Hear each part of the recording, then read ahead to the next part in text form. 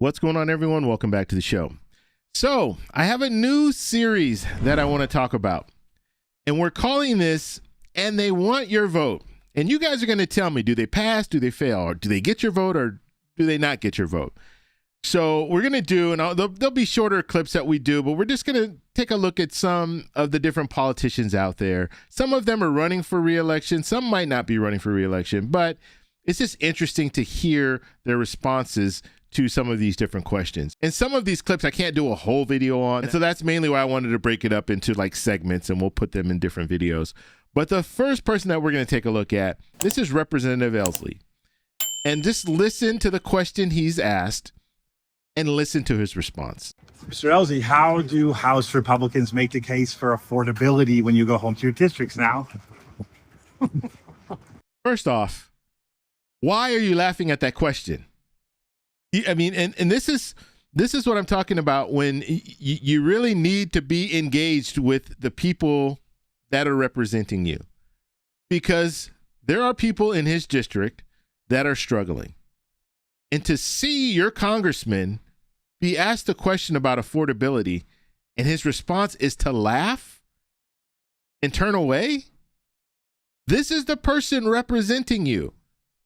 And instead of answering the question honestly, and maybe this is his honest response. He's laughing. He doesn't care. Maybe that's his honest response, but that's what we're getting from him. Okay, let's continue.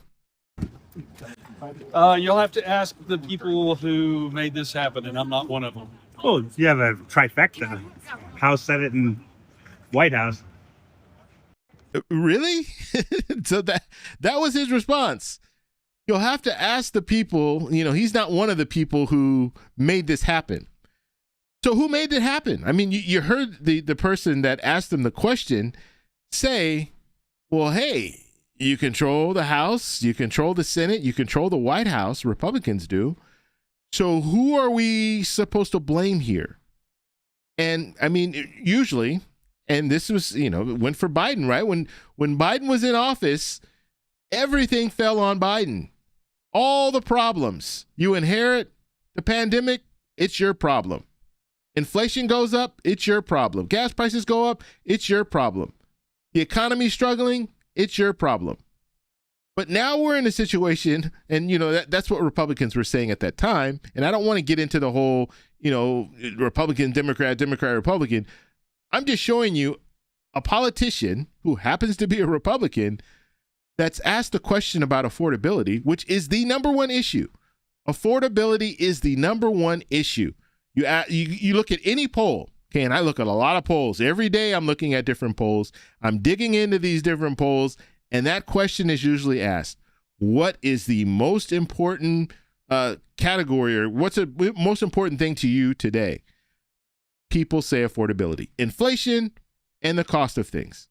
That's what they're saying. That is the always. And generally, it's up there, 40, sometimes even 50%, and then everything else falls off, and it's in the teens, maybe 15%, 12%, 11%. Healthcare generally is up there too. It might be 20% or 30%. But the vast majority of the people, they're concerned about the economy. They're concerned about inflation. They're concerned about affordability. And so when a politician is asked that question, what do you think about affordability? And they laugh, that's a problem.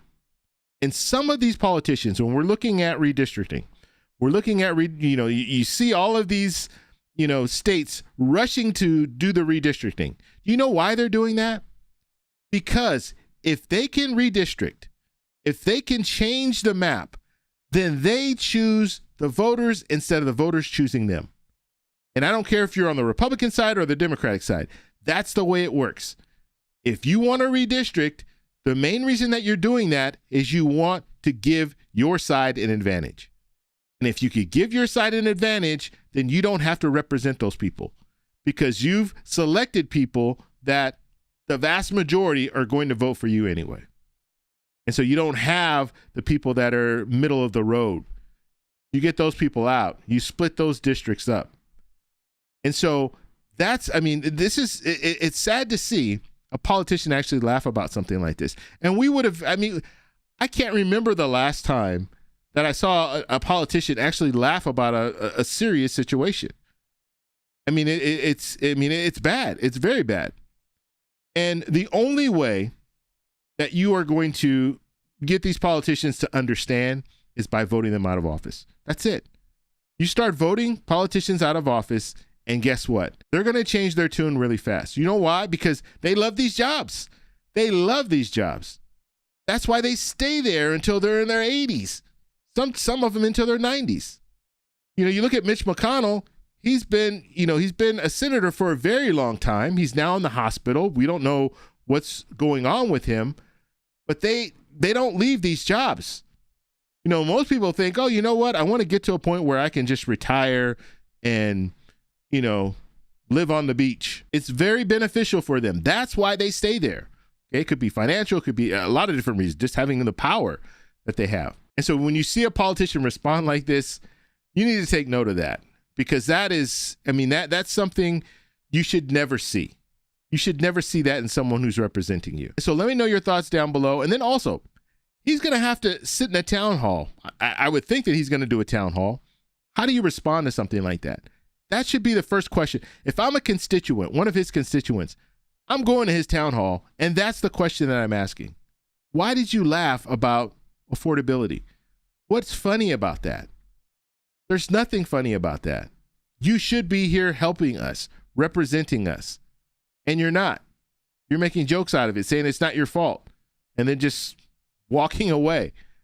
When everyone knows that you do have the power, because you have the power in numbers in order to pass legislation. You could still, I mean, even if you look at the Senate, okay, and we'll talk about the Senate. You need the 60 votes, so you need some Democrats to support these bills. But guess what? You can run reconciliation. You did it last year, the big, beautiful bill, reconciliation. You can run reconciliation this year.